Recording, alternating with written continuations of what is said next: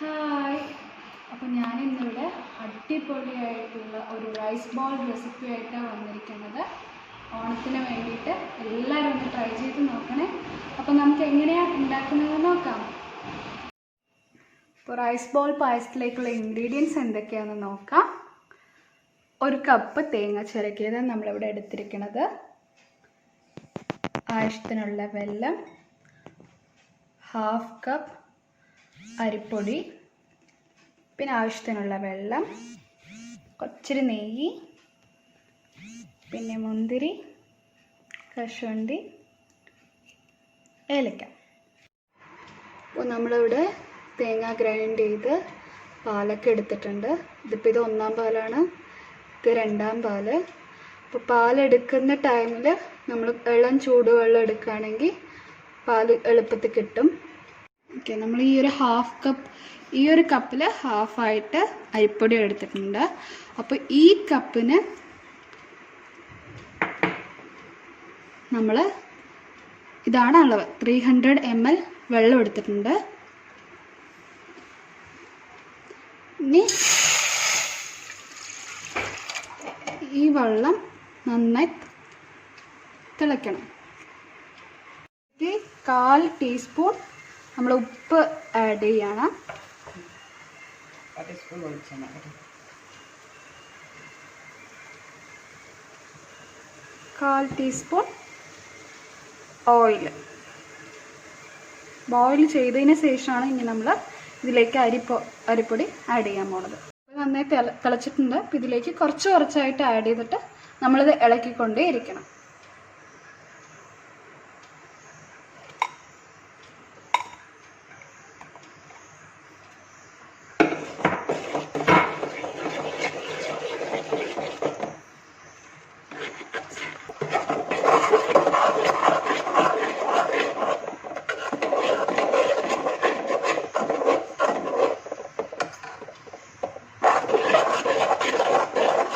ശരിക്കും പത്തിരിക്ക് എങ്ങനെയാണോ മാവ് റെഡിയാക്കുന്നത് അതേ രീതിയിലാണ് ഇതും റെഡിയാക്കുന്നത്. 1 മിനിറ്റ് ഓഫാക്കി. അപ്പോൾ നമ്മളിത് ഇങ്ങനെ ഈ ഒരു രീതിയിൽ കൈ എടുക്കാതെ ഇളക്കണം. നമ്മൾ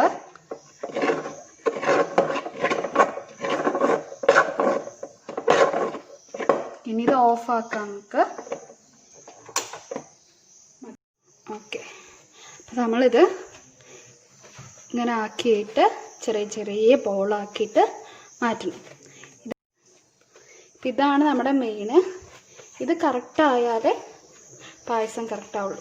നമ്മൾ ശരിക്കും പത്തിരിക്കൊക്കെ ഉണ്ടാക്കണ പോലെ നമുക്ക് ഇങ്ങനെ ഈ ഒരളവ് നന്നായി ഒന്ന് കുഴച്ച് കൊടുക്കണം. നമ്മുടെ ബോൾ റെഡി ആയിട്ടുണ്ട്. അപ്പോൾ ഇത്രയാണ് നമുക്ക് കിട്ടിയിരിക്കുന്നത്. നോക്കൂ, ഈ ഒരളവ്, ഇതാണ് ഇതിൻ്റെ അളവ്. പിന്നെ ഇത് നമ്മൾ ചെറിയ ബോളാക്കി എടുക്കാം. നമുക്ക് ഈ ഒരു റൗണ്ട് എടുക്കാം, ഇല്ലെങ്കിൽ നീളത്തിലാണെങ്കിൽ നീളത്തിൽ, ഇങ്ങനെയാണെങ്കിൽ നമ്മുടെ ഇഷ്ടത്തിന് ചെറുതായിട്ടോ വലുതായിട്ടോ ഈ ഒരു രീതിയിൽ എടുക്കാം. നമ്മളിപ്പോൾ ഉണ്ടാക്കിയ ആ മാവ് മൊത്തം ചെറിയ ബോളാക്കിയിട്ട് നമുക്ക് മാറ്റണം. ഓക്കെ, അപ്പോൾ നമ്മളെല്ലാം ബോളാക്കി എടുത്തിട്ടുണ്ട്. ഇനി ഇതൊന്ന് ആവിയിൽ വെച്ചിട്ട് വേവിച്ചെടുക്കണം. അപ്പോൾ നമ്മളിപ്പോൾ ഇഡ്ഡലി ചട്ടിയിലാണ് നമ്മൾ ആവി കയറ്റാനായിട്ട് വെച്ചിരിക്കുന്നത്. ഇതിൽ ഈ ഒരു ആവിയിൽ നിന്നിട്ട് ഇതൊന്ന് ജസ്റ്റ് വേഗണം. അപ്പോൾ ഇത് നമുക്ക് ജസ്റ്റ് ഒന്ന് ക്ലോസ് ചെയ്യാം.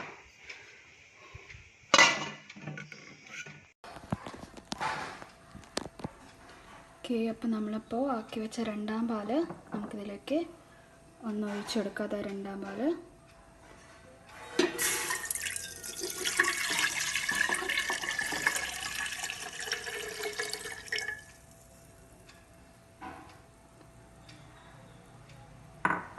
നമ്മൾ 2-ാം പാൽ ഒഴിച്ചു കൊടുത്തിട്ടുണ്ട്. ഇതൊന്ന് ജസ്റ്റ് തിളക്കട്ടെ. അപ്പോൾ ഇതധികം തിളച്ചിട്ടില്ല. ഒരു തിള വരുമ്പോഴേക്കും നമ്മൾ വെള്ളം നമുക്ക് ഡയറക്റ്റായിട്ട് ആഡ് ചെയ്യാം, അല്ലെങ്കിൽ ഞാൻ ഞാനിവിടെ വെള്ളം മെൽറ്റ് ചെയ്തിട്ടുണ്ട്. അപ്പോൾ അത് ഞാൻ മെൽറ്റ് ചെയ്തിട്ടാണ് ഞാൻ ആഡ് ചെയ്യുന്നത്.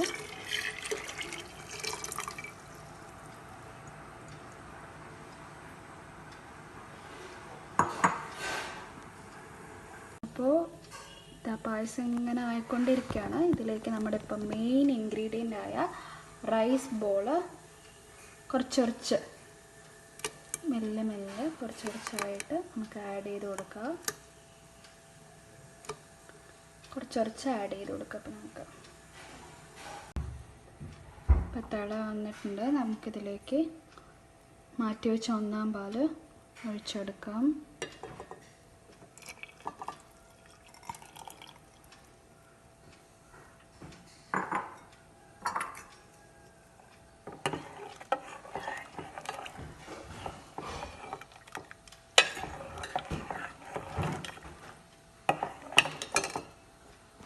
പാൽ ഒഴിച്ചു കൊടുത്തതിന് ശേഷം ഒരു ചെറിയ തിള വന്നാൽ മതി. അപ്പോൾ ഓഫ് ചെയ്ത് കൊടുക്കുക. ചെറിയൊരു പരിപാടി മാത്രമേ ഉള്ളൂ. നമുക്ക് ഒരു ടീസ്പൂൺ നെയ്യ് ഇതിലേക്ക് ആഡ് ചെയ്യണം.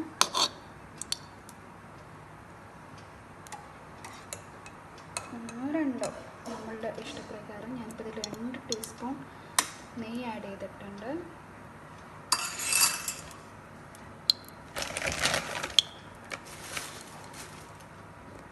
അതേപോലെ ജസ്റ്റ് നമുക്ക് മുന്തിരി ആഡ് ചെയ്ത് കൊടുക്കാം. ഇതിലോട്ട് കാഷ്നട്ട് ആഡ് ചെയ്ത് കൊടുക്കാം.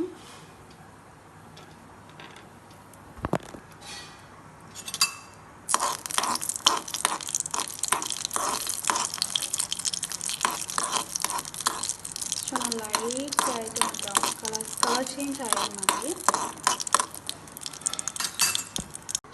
ഇതിലോട്ട് നമ്മൾ ഏലക്ക ഒരു 3 ഏലക്ക വെറുതെ മീലെ ആഡ് ചെയ്യുന്നുണ്ട്.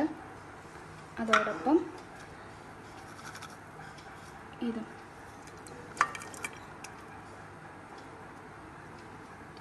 എന്നിട്ട് ഇതിപ്പോൾ ഓഫിലാണ്. ജസ്റ്റ് ഒന്ന് ഇളക്കി കൊടുക്കുക.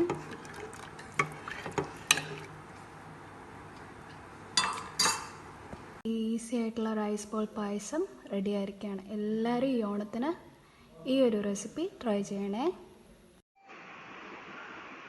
അപ്പോൾ ഇത് വളരെ ഈസി ആയിട്ടുള്ള ഒരു റെസിപ്പിയാണ്. ലോക്ക്ഡൗണൊക്കെയാണ്. എല്ലാം നമ്മുടെ വീട്ടിൽ തന്നെ ഉണ്ടാവുന്ന സാധനമാണ്.